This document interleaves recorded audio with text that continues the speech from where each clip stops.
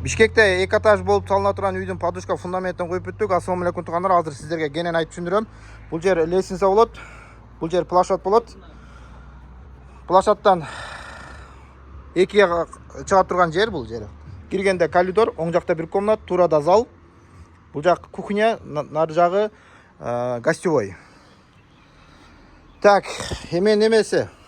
Размерлери. Фундамент. Договор 1.30 болду, таза. Подушка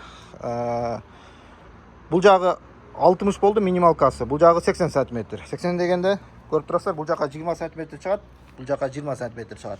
А бул өзү 40 та. Эң минималка жери 60 болду подушкасы, эң максималкасы 1 метр болду. Ошондо подушка фундамент менен эң минималкасы 1.90 болду, эң максималкасы 2 метр 30 см болду.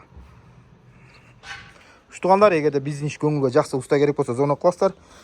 Так, 2 этаж үйдү Чүй Бишкектин стенасы 14500 квадрат. Ага эмне керет? Подушка, фундамент, дуал, стена, биринчи кабат менен экинчи кабаттын ортосу монолит. Үй үстүн жаап беребиз. Тинекесинин светин жана волнасын өзүңүздөр тамдап бересиздер. Биз азыр кетип атабыз Жалал Абадка. Дем алып келип, гидроизоляциясын кылып туруп, засыпка кылып, монолитти колонналарды куябыз.